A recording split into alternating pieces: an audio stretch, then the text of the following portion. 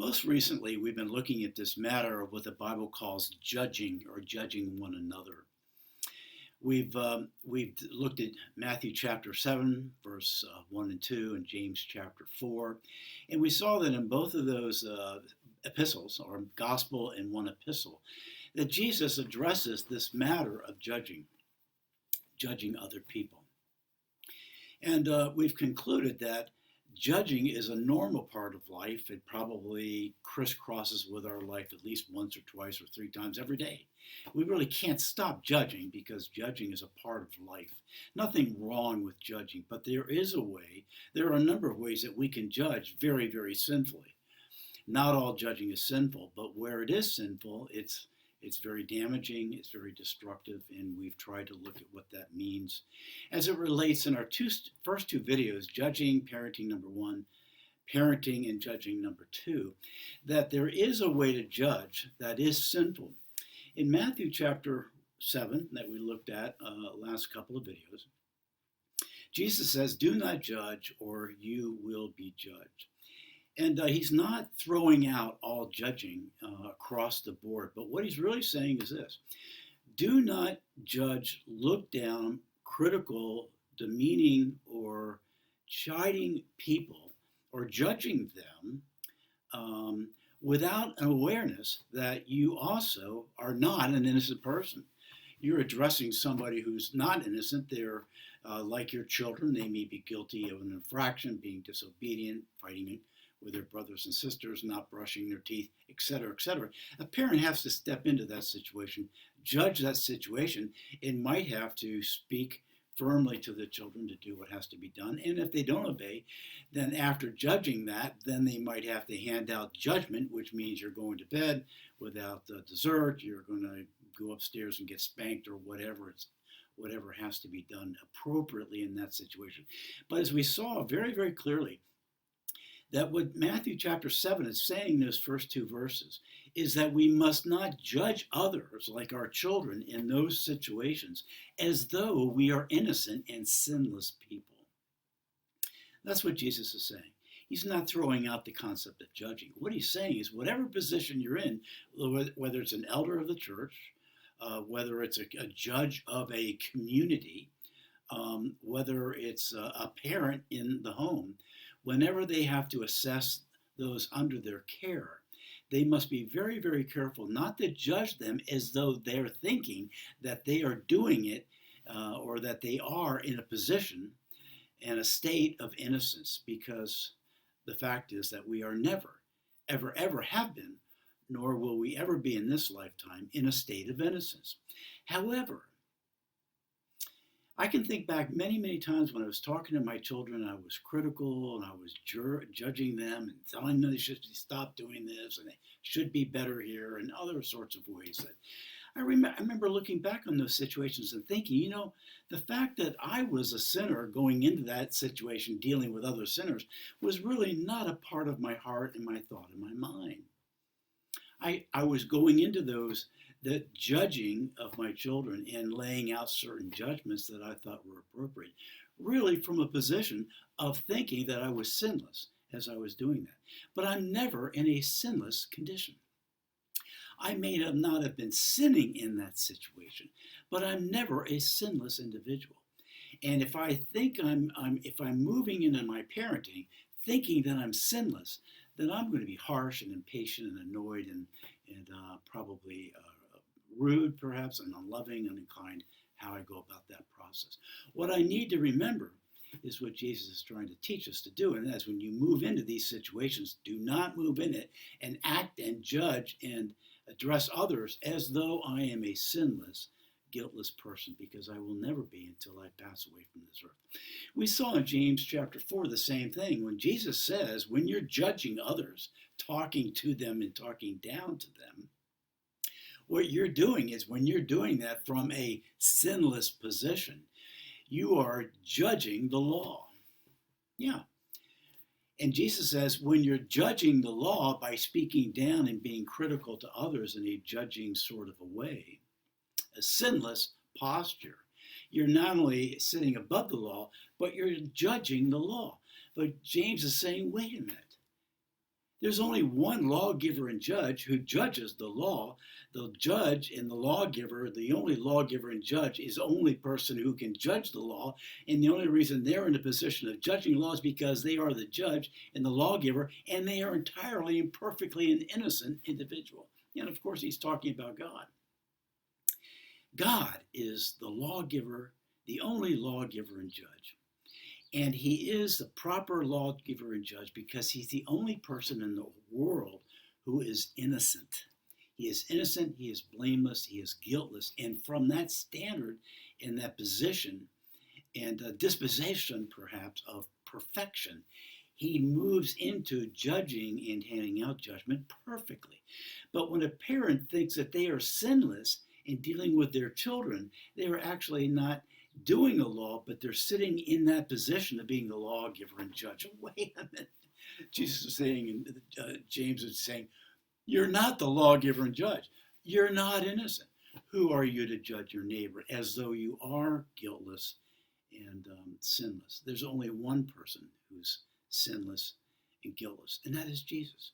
And as we go about doing our judging and handing out judgment, we need to be extremely aware of, mindful of, that if I have to address these people as a position of being a judge and handing out judgment, I need to be very, very careful that I remind myself that I am not the lawgiver and judge.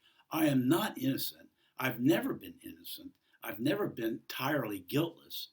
And then, with that in mind, I need to move forward humbly, doing what has to be done in terms of making judgments, talking properly to the ones who need to be judged, and handing out judgment in the proper sort of a way as well, from humility instead of from a pride that would think that I'm innocent as I'm addressing these people who are not. Okay? Now, today, very briefly, that's a review of what we've tried to learn about these passages in one particular condition, and that is as we're dealing with our children as parents. But there's another place where this judging and passing out judgment is also can be very harsh and crude and rude and unkind and unloving and destructive.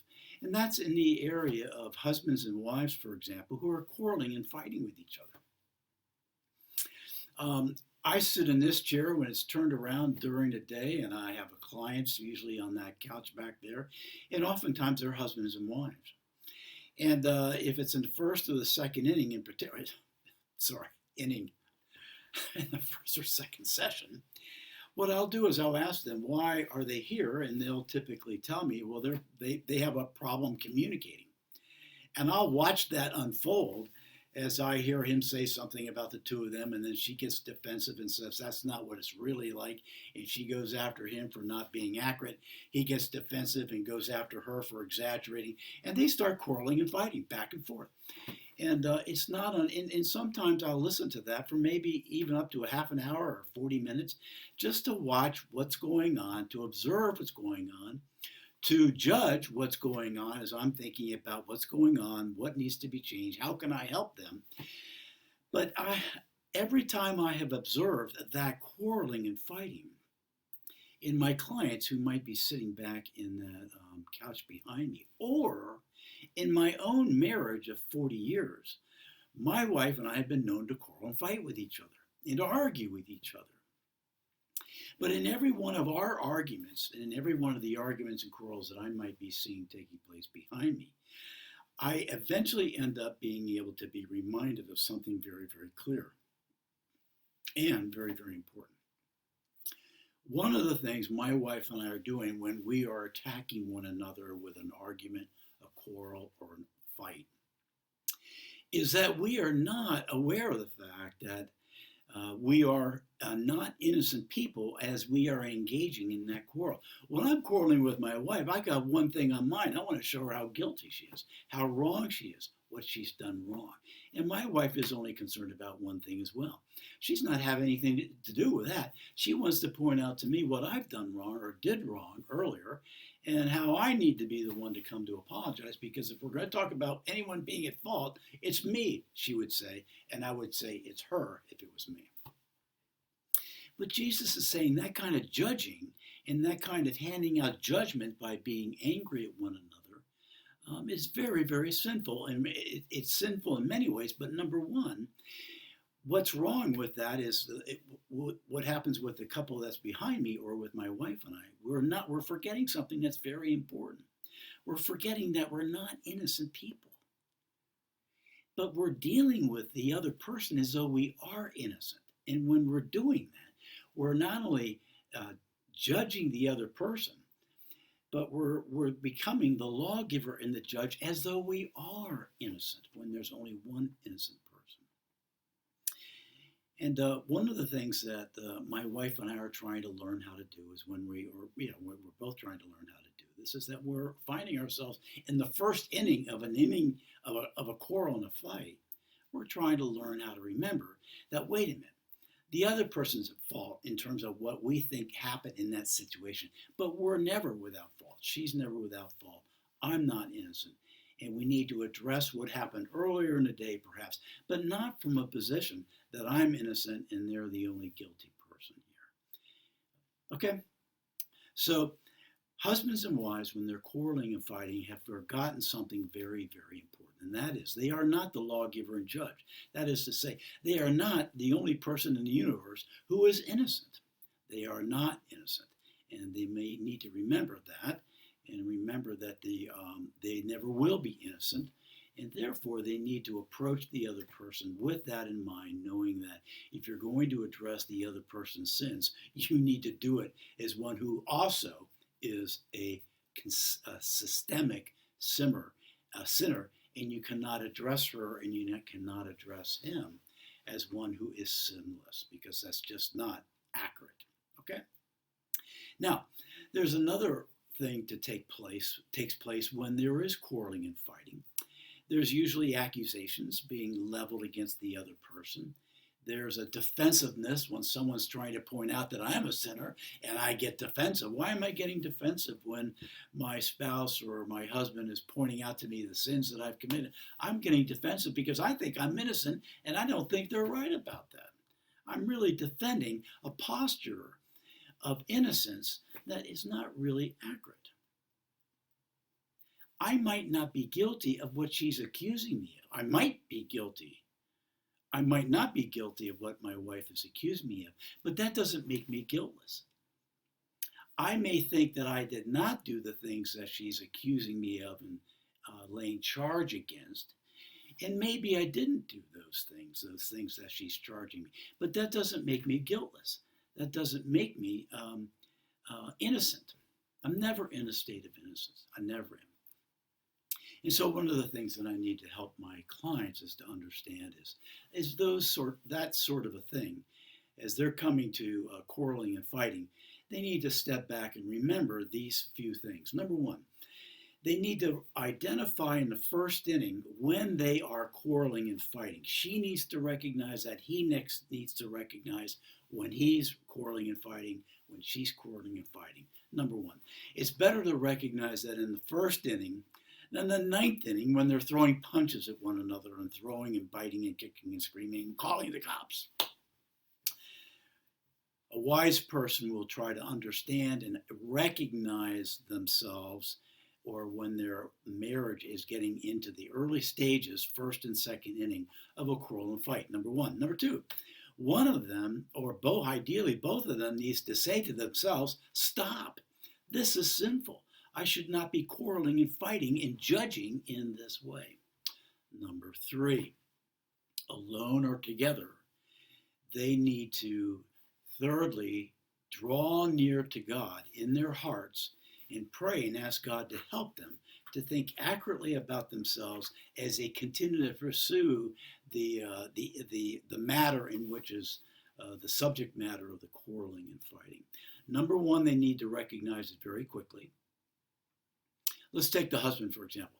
He needs to recognize that he's getting loud, his voice, his tone, his volume, his accusations. He needs to recognize that he's doing that. Number two, he needs to stop right away. Number three, he needs to draw near to God in his heart, prayerfully draw near to God, and ask God to help him to remember that he is not innocent. He is not guiltless. He's not above judgment.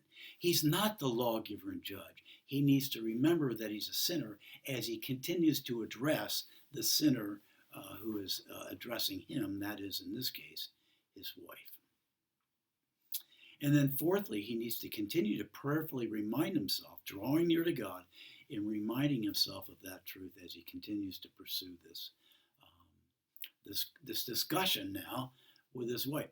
And here's one thing that will happen. You know that this man has done that work, recognized it, stopped it, drawn near to God, praying to God for help. One thing, there'll be a number of ways it'll become very evident, but one thing that he'll do is he'll slow down. He'll start to listen. He slows down. He'll calm down. He won't be defensive. And he starts to listen instead of demanding that his sinful wife listen to him.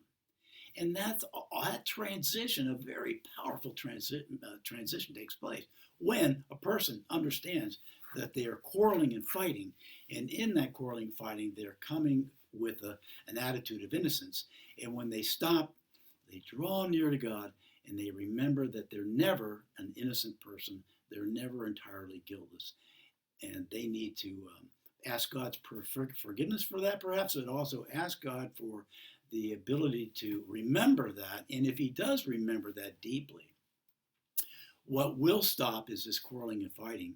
And what will take its place is a calmness, a slowness, a patience, and he will spend much more time listening than demanding that she listen to him.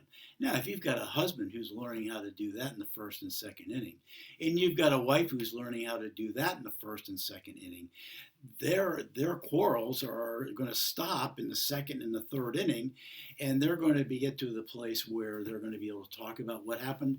He's going to say, you know what, you're right. I did get angry. I was annoyed. I'm sorry for what I did. And she's going to do the same thing. And they're going to ask forgiveness of one another, and they're going to forgive one another. And that's a far better way to go than the quarreling and fighting that is taking place because they have forgotten the fact that they are not the lawgiver and judge, and that they are not innocent, and they are not innocent, and they're not guiltless. Okay. Now, that's how those two passages, Matthew chapter 7, verse 1 and 2, and James chapter 4, that talks about judging one another as though we're the lawgiver and judge and the only person who's really innocent.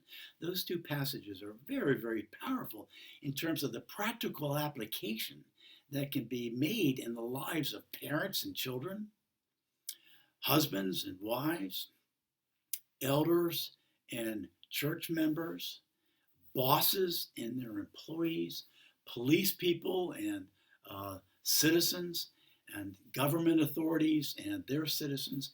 It just goes on and on. We can't stop judging. But if you are in a position of leadership, or even if you're not in a position as in husband or wife, these passages will be very important for you to understand and begin to apply in your own life as you find yourself in a situation from time to time, or every day as a parent, when you're needing to judge your children and hand out judgment. Keep these passages in mind, and remember, recognize in the first inning, parents, stop, draw near to God in your heart, keep on prayerfully drawing near, asking him for divine help to calm down and to be patient and to be listening and to be willing to admit when his wife is accusing him of doing something wrong. I hope that's helpful.